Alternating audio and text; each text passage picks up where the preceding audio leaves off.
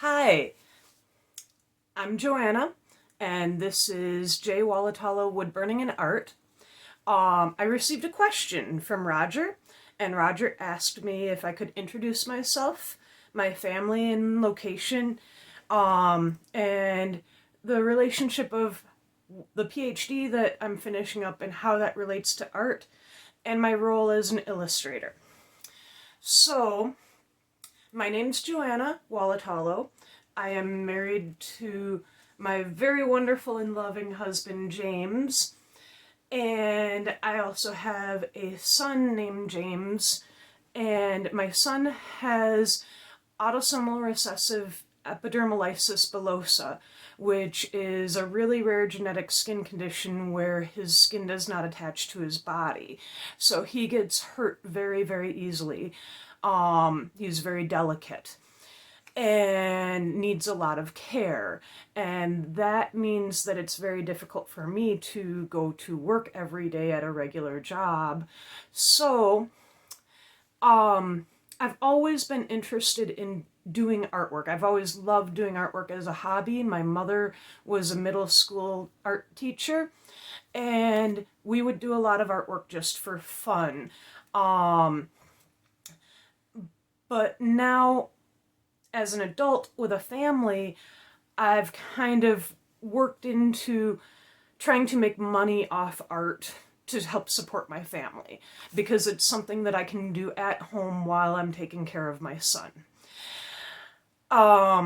Grad school is also fairly flexible on like when you show up and when you work, and so I also went for my PhD as something to do because I'm here, I'm home, I can't move for work. And so it was something to advance myself. It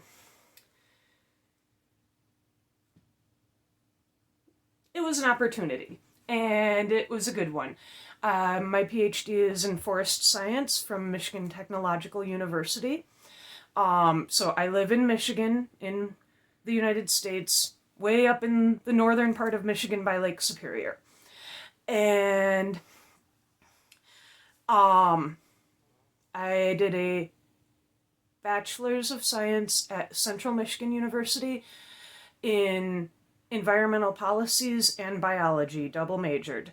And then I did a Master's of Forestry at Michigan Technological University, and now I'm finishing up my PhD in Forest Science.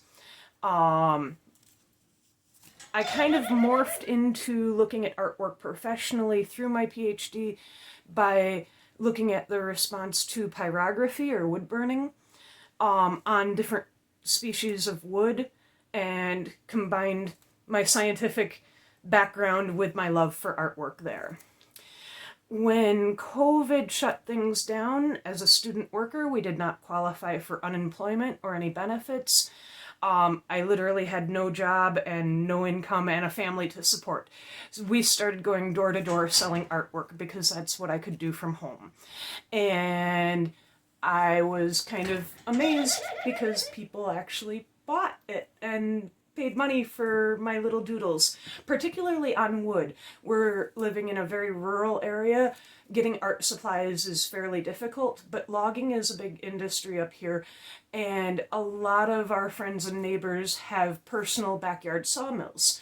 So getting scrap material from cutting lumber, little end pieces, because trees don't grow in 8-foot sections like you buy lumber in the store. So when you cut them, you end up with little scrap pieces that usually just get left behind.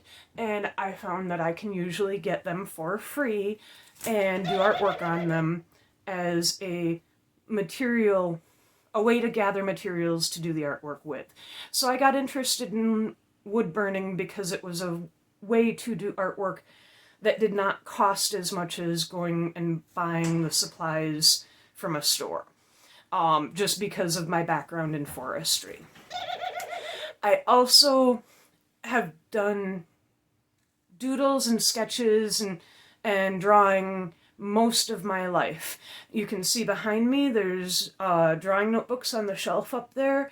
I started keeping drawing notebooks when I was in 6th grade. My art teacher said that was a thing that artists do, so I started keeping drawing notebooks. I have over 67 drawing notebooks filled from 6th grade on to now.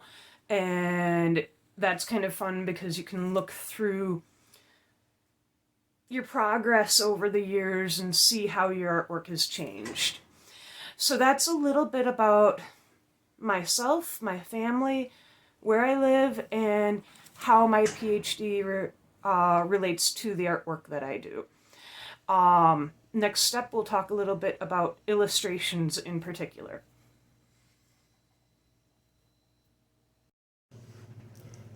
So, the next part of the question was if I could describe my role as an illustrator, my role and experience.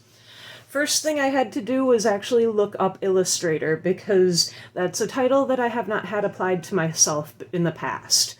So, to illustrate is to purify or make bright, based on the dictionary. And it can be adorn, to make clear by giving or by serving as an example or instance, to provide with visual features intended to explain or decorate, such as a book, and or to show clearly, to give an example or instance. So, I have drawn pictures for books, and therefore I guess I qualify as an illustrator. How did I get into illustration?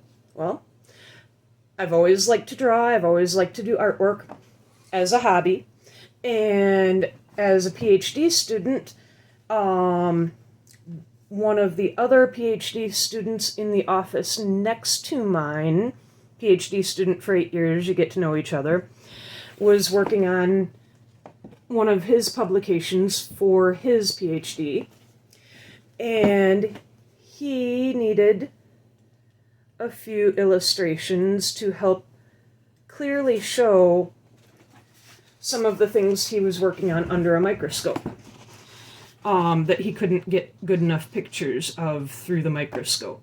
So he asked me to do some pen and ink line drawings to help explain what he was looking at under the microscope. That's Moose Henderson, and that is available online. You can buy it. It is called the Microhistological Atlas of Greater Yellowstone Elk Forage. So I have some illustrations in there. That was my first official book illustration, I do believe. And that was just, he was in the office next to me, asked me to illustrate him because he knew I liked to draw. From there, when COVID hit and shut things down, we were really looking for ways to make money, just to pay the bills. And so not only did my husband go door to door trying to sell artwork at that point, I also got on the computer and emailed basically every contact that I knew who enjoyed or expressed interest in my artwork, and I asked them, do you have anything you'd like me to do? Is there any artwork that I can do for you for work, for pay, that that I can do remotely here and then send to you? And one of the people that I had donated some artwork to in the past, just for fun, responded, and that was Tom Alpel. He had just gotten done with his canoe trip and was writing a book about it. So he responded that yes, he would like some maps to be drawn for his upcoming book. And that was my first real contact with being paid by somebody that I didn't personally know. I only knew him through the computer. And being commissioned to do artwork for book illustrations. That was very, very fun. He originally only was asking for maps to be drawn, but in working with him, we got to include quite a few small illustrations that went along with the maps, and learning the whole process of how to communicate clearly online of what someone expects and how to do revisions, things like that. Very, very fun. So that was the second book that I was able to illustrate. And then we'll come back around to Moose Henderson. Asked me to do a few little diagrams for some of his other books. He's got quite a few books online. And I have been able to illustrate a few different things for him. For the 50 Florida Wildlife Hotspots, this is a book of like how to go out and do photography and where to look for wildlife in doing wildlife photography. And I got to draw all of the maps, all 50 maps for all of the different hotspots. So that's fun. Maps are really interesting from my point of view because you're depicting a very limited amount of information that a lot of times for the people I've been working with is like, oh, here's a river. And a river tends to be one squiggly line down the page. What else around it is important, and what do you want to leave out to make a well-balanced image for the book? And then I was also contacted by Clay Jenkinson. He saw my illustrations for Thomas Elpel's 5 Months on the Missouri River, and he was writing a book. It is The Language of Cottonwoods, Essays on North Dakota, and he asked me to do some illustrations for his book. So, there's a variety of different illustrations through the book that I got to do, and again, another learning process. Every person that you work with has a different way of communicating and has different expectations. So not only learning how to do the artwork technically and skillfully correct to portray an image that you want, but learning how to understand people coming from different viewpoints and expressing their ideas in different manners especially when you're remote on a computer and not talking to them face to face, mainly through emails.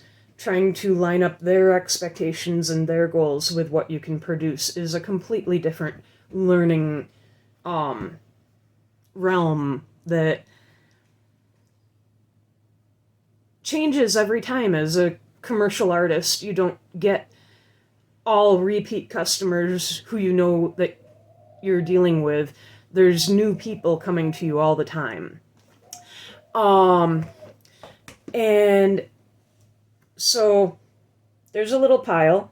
There was another wonderful couple from up here in the UP that took off and canoed the Mississippi River. And I was friends with them on Facebook. And when they took off, I asked them, hey, are you going to write a book about this? Because this is awesome that you're doing it. And the wife was, hey, that sounds like a good idea. Well, they took off and went and canoed the Mississippi River, came back, and she's been writing a book on it. It's not published yet. But I said, if you do, I'd like to illustrate it for you. So I've been working on illustrating that one and posting pictures online as I do so. And that I actually started illustrating it back when they took off on the river during COVID, and had been posting pictures all the way along saying, these are pictures I'm doing for a book. And a publisher saw that on Facebook saw that I was illustrating pictures for a book, even though I hadn't gotten many of these requests yet. I think at that point, the only two that I had actually illustrated were the Microhistological Atlas of Greater Yellowstone Elk Forage and the 5 Months on the Missouri River. But I was contacted by a publisher who saw the artwork for a book that is still not published yet, but in the process. And he asked me if I would be willing to illustrate another book. So he has a variety of different authors come to him with books that they would like illustrated. That's a really interesting connection because now I'm two people removed from the person ordering the artwork. I'm working through the publisher and getting the information third hand on what I'm supposed to draw. That's a whole nother learning experience. And it has good points and bad points. But everything is learning experience. And I was very, very privileged to get to illustrate Sharon Kennedy's book, The Side Road Kids.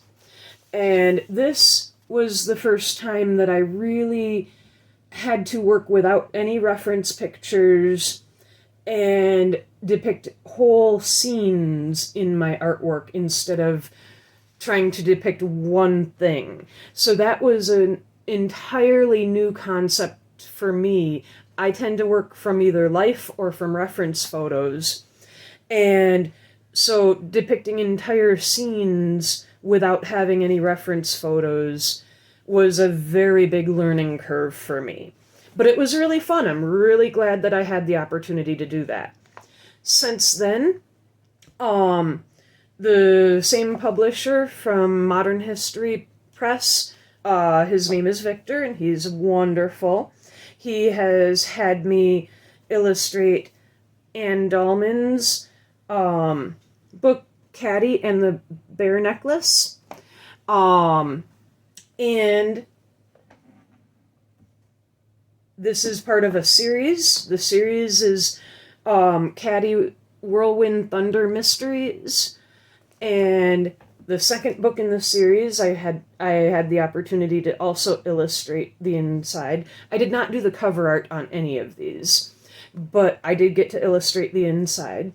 And I just finished up last week illustrating the third book of this series, which Anne is still writing and is hoping to get published soon. So these are fun little drawings, and these are a mixture between some of them she'll have some reference pictures for me, and some of them she'll want complete scenes and have nothing for reference pictures. So I've learned how to go about finding my own reference pictures, using Creative Commons photos and combining a lot of photos from my own reference pictures in order to do some of the artwork here. And some of these, like this, came from her own reference photo. So those are fairly straightforward and simple. So that's a quick rundown of the books that I've illustrated and or am in the process of illustrating. And a little bit of the background about how I got into it. Thank you so much for listening. I hope you enjoyed it. And if you have any other questions, feel free to leave it in the comments or give me a shout out on Facebook. Happy to do more videos and explain more things. Take care. Have a good day.